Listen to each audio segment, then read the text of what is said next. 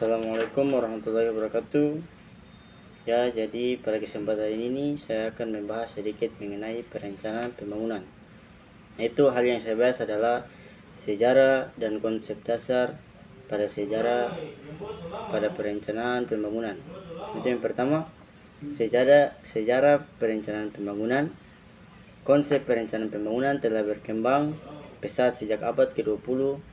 Awalnya fokusnya adalah pada modernisasi dan industrialisasi dengan negara-negara berkembang meniru model negara maju, yaitu Sumpeno Wahyudin pada tahun 2011.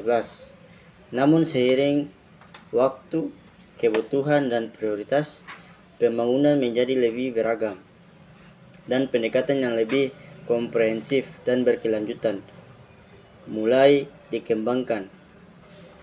Yang pertama adalah tongkat penting dalam sejarah perencanaan pembangunan.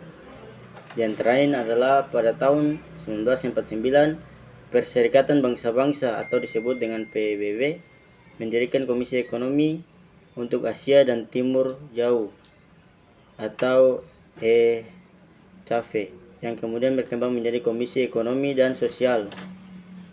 Yang kedua, pada tahun 1950-an, banyak negara berkembang menyusun rencana pembangunan nasional pertama mereka yang biasanya berfokus pada tumbuhan ekonomi dan infrastruktur.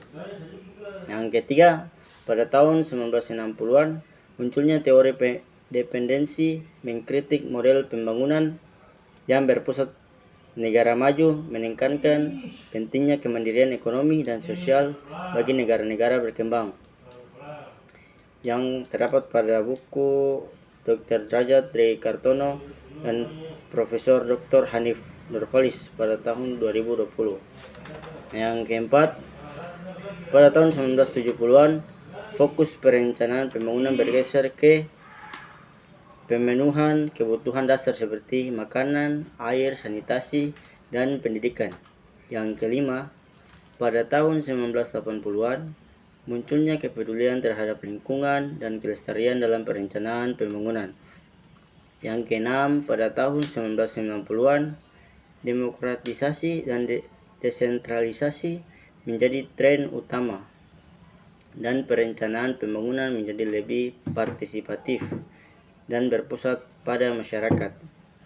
Yang ketujuh, pada tahun 2000-an ditetapkan Millennium Development Goals atau yang biasa disingkat adalah MDGs PBB dengan fokus pada pengentasan kemiskinan dan pencapaian tujuan pembangunan sosial lainnya.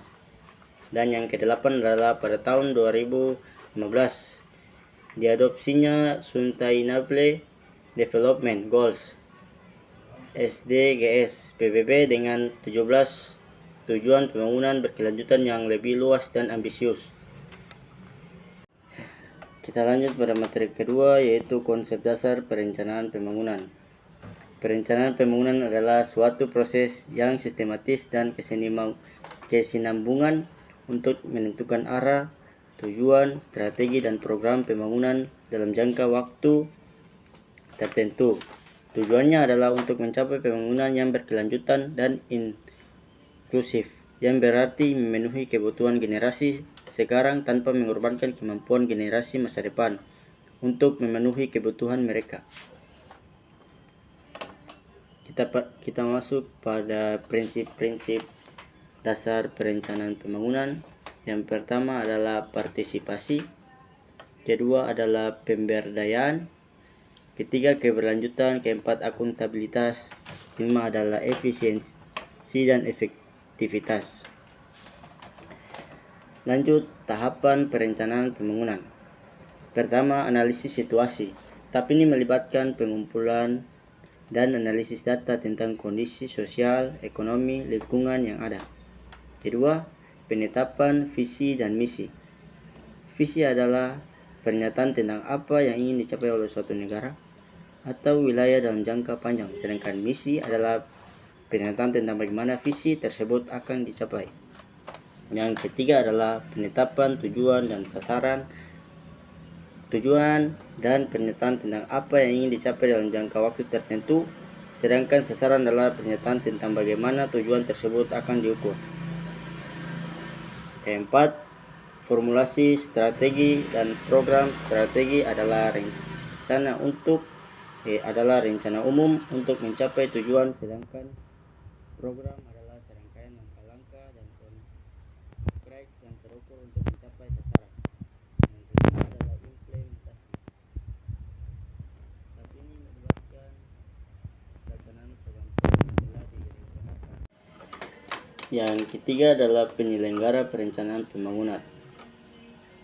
Di antaranya adalah pemerintah, masyarakat sipil, sektor swasta, akademisi, di mana pemerintah memiliki peran utama dalam perencanaan pembangunan nasional dan regional. Sedangkan masyarakat sipil dapat terlibat dalam perencanaan pembangunan melalui berbagai mekanisme seperti organisasi non-pemerintah, kelompok masyarakat, dan forum publik.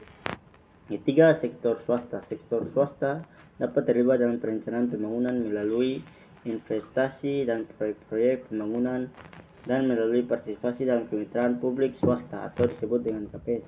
Yang terakhir adalah akademisi, yang dimana akademisi dapat terlibat dalam perencanaan pembangunan melalui penelitian, penyediaan, saran ahli, dan pelatihan.